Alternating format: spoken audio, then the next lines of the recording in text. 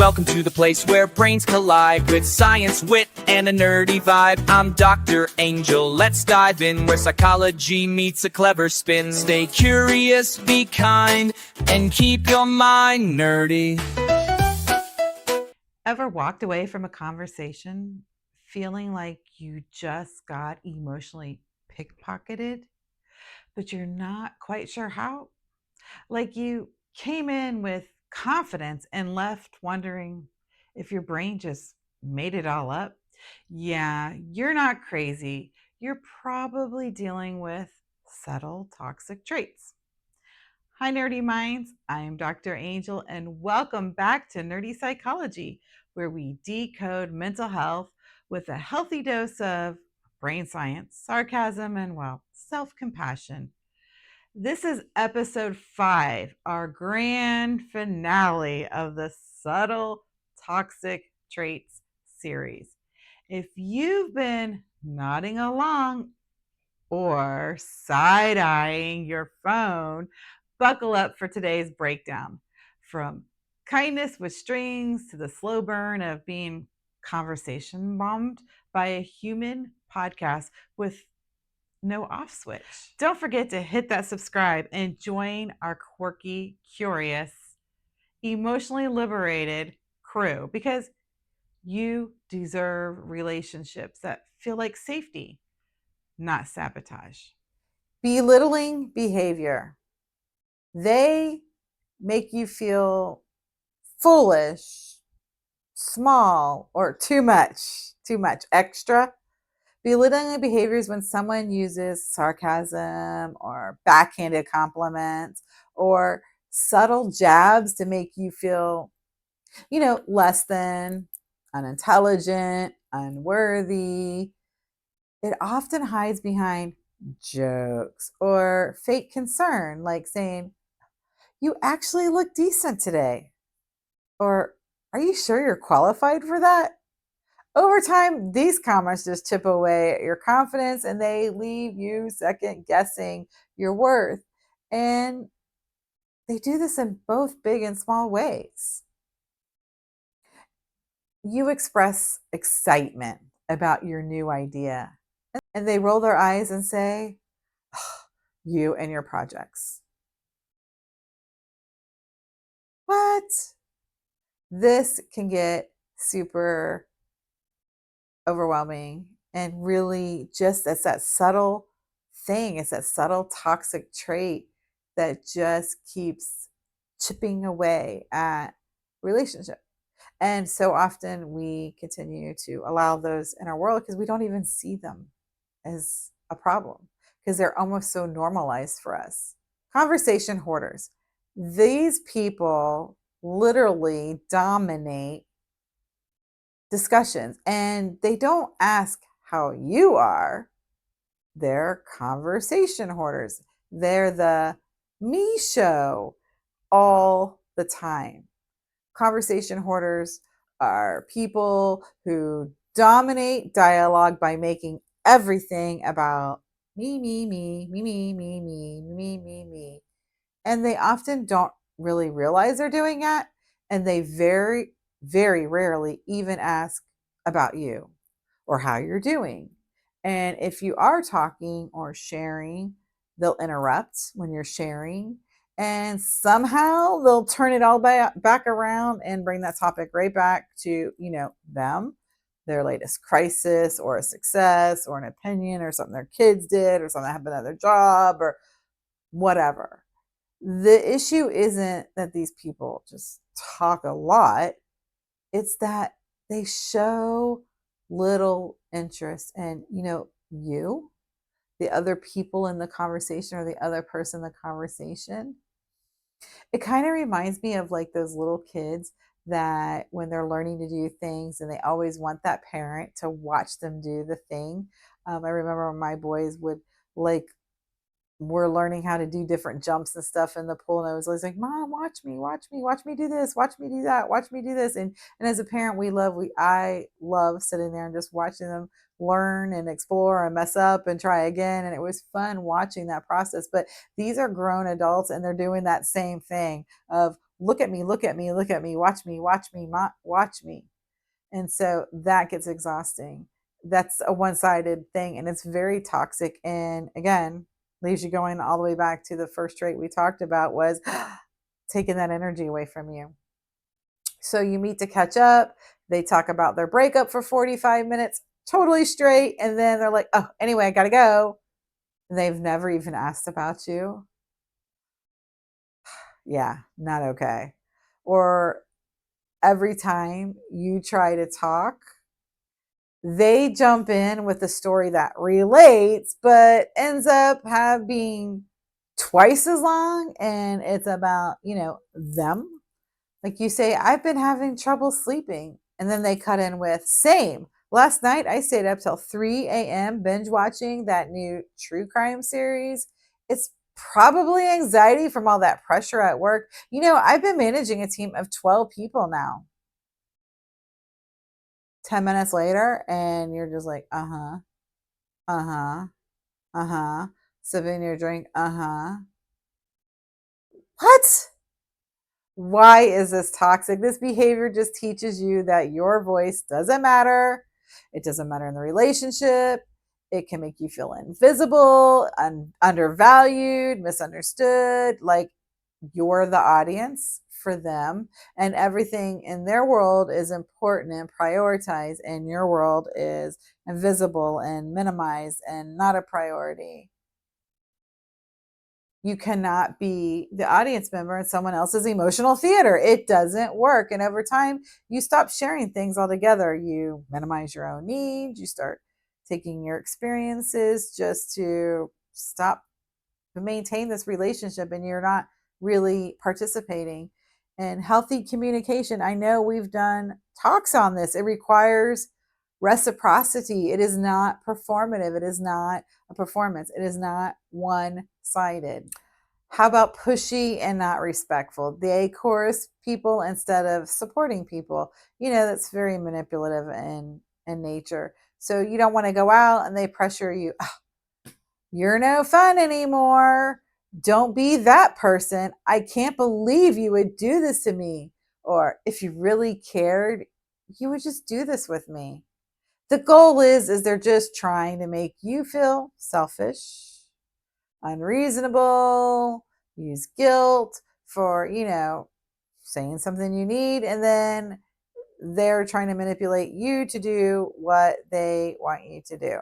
And over time, again, all of these things just erode that relationship and that trust. And you can't trust yourself. And at least a choice is made from fear of conflict, and you're giving in and you're just feeling manipulated all the time. And there's no genuine desire to do the thing. You're just doing it because you don't want to be made to feel bad about yourself. And true friends, true people in our life, because this is not just friends, they don't need to guilt you into compliance. In fact, they shouldn't want to. True relationship is about freedom, freedom of expression, freedom of communication, freedom of hearing the other person's need, freedom of the word no and someone not doing something, freedom of freedom with their time and their energy and their efforts. Because then when I know that person is investing that time with me, it's because they choose to, and it's more meaningful and it's more valuable. And that's what healthy looks like and looks at. And toxic is about the manipulation and the coercion and the using your emotions literally against you, using empathy and guilt to make you do what they want you to do when they want you to do it. And it's not okay.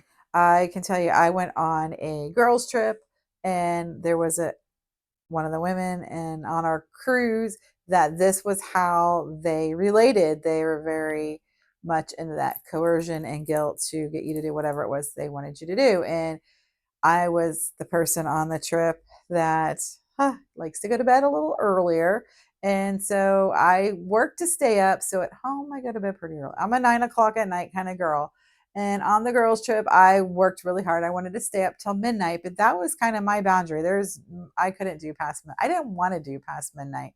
And so I would come to close to midnight and I'm like, all right, y'all have fun. I'm going to go on and head up to bed.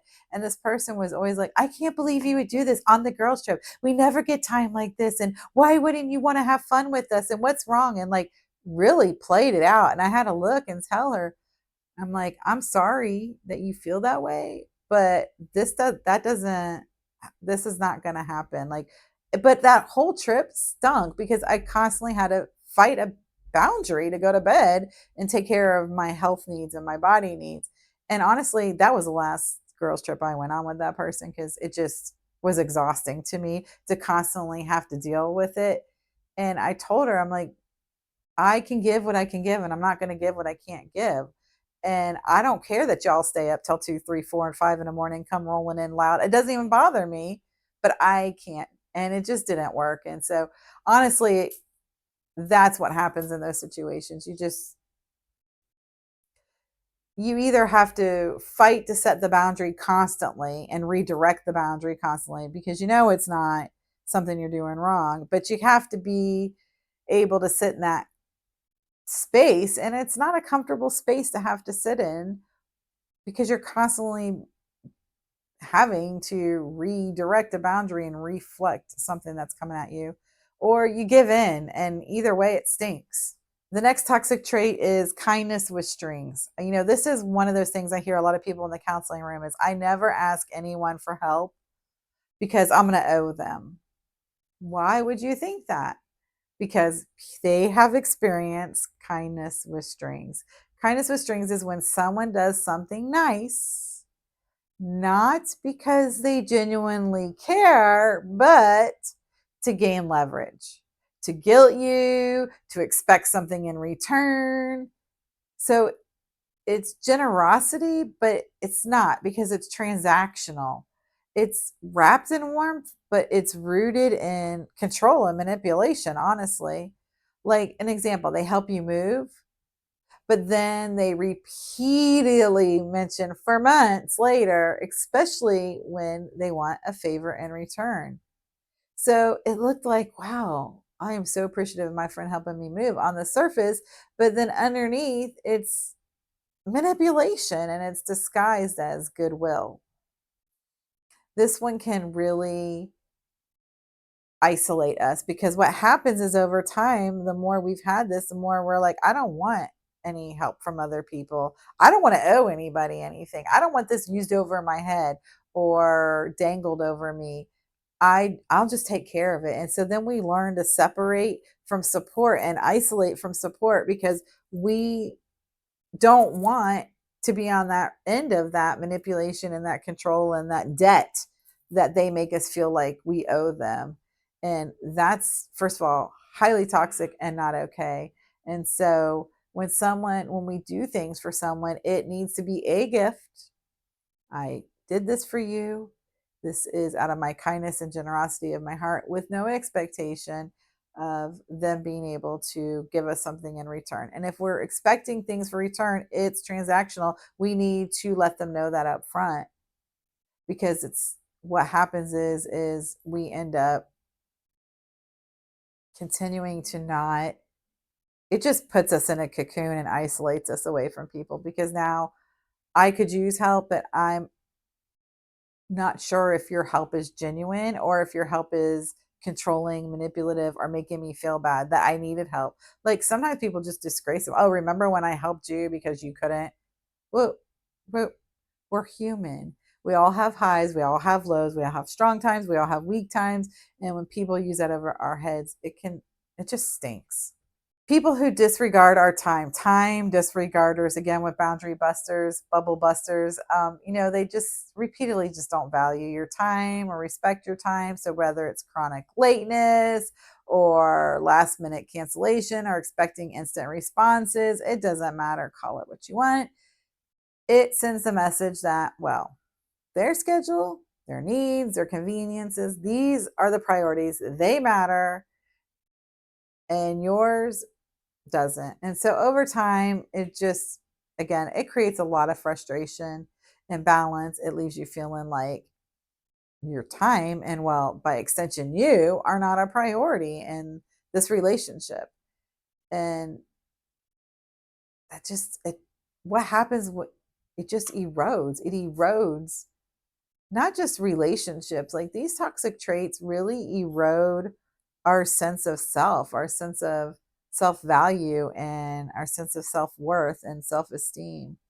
So, that person who's always late or cancels last minute or expects instant attention, not okay. That's not respecting time. And that person that texts you, like, I need to talk now. But then when you text them, they like take days to reply to your message. So, what can we do? We can identify the emotional aftermath. And after interacting with someone, ask ourselves, do I feel safe? Do I feel seen? Do I feel supported? Do I feel small? Do I feel denied? Do I feel drained? Your body, your nervous system will give you honest answers before, honestly, your logic and heart do. Set and reinforce boundaries. Start with clear, kind limits. I'm not comfortable with that. Or can we talk about something else? Or I need space for a minute. Repeat as needed. And if someone's disregarding it, that's your sign. That's your cue.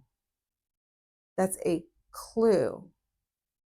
If you don't need to explain harder or defend it, that's us understanding that maybe we need to shift that boundary around with that individual differently. And I know we did an episode of this in April, but declutter your relationship closet. Not everyone in our world deserves a front row seat in your life. Shift those toxic people to, the balcony or maybe even the parking lot for some of them. And I get that. I hear people go, I don't know how to do that. I mean, either you're in or you're out. There's only two ways with me. And that's not true. We all have a continuum of relationships in our life, if we're aware of it or not. We are interacting with people constantly. We may have people who are our acquaintances and maybe coworkers. Like, they have a space, but what space do they get? And so looking at that space in our life, shift people around accordingly. It's not permanent isolation of that relationship. Sometimes it's just a space break, and sometimes it things shift back or shift closer with boundaries. And I think people are so I think people are very hesitant to shifting people around in their life because they feel like it is burning the bridge. And that's not what I'm saying, is not burning the bridge, but I can back off. I don't have to be as available. I can still be kind and gracious, but decline an invitation or let that person know that, hey, can't do that. Like, small steps, reduce contact, delay responses, you can take a break online and unfollow. That doesn't mean we're not friends. It just means I'm not seeing your stuff. And I'll tell you what, I do that quite frequently when I'm starting to feel overwhelmed or I'm seeing a lot of negative messages or a lot of dramatic messages or just, I don't know. I'll go ahead and just unfollow that, take that 30-day break, and it's actually really helpful. And so that's what I mean by looking at where people are in our life, and make sure we are investing in safe, healthy relationships. Spend time with people who celebrate you without competition. Respect your no's without guilt. Show up without needing a spotlight or make you feel lighter, not lesser. Like, those people who just energize you, those are the ones we really want to put our focus in and our time in. And it's not just to suck out of them, it's to give into them as well. So I know we have been through a huge list. Toxic traits don't always announce themselves loudly. Most of the time, they're quiet whispers of sarcasm or guilt trips or backhanded compliments. But you can do something. You can recognize them, trust your inner signals in your body, and choose relationships that nourish you and not drain you. If this episode made you go, oh no, I completely know that person, hit the like, share this with someone who could benefit from it, and help us get to 10,000 subscribers. Drop a red flag emoji in the comments if you're experiencing any of these traits. You're not alone. And we deserve to be healthy and to have healthy relationships. Be curious, stay kind, and keep your mind nerdy. That's a wrap. See you next week. Stay curious, be kind, and keep your mind nerdy.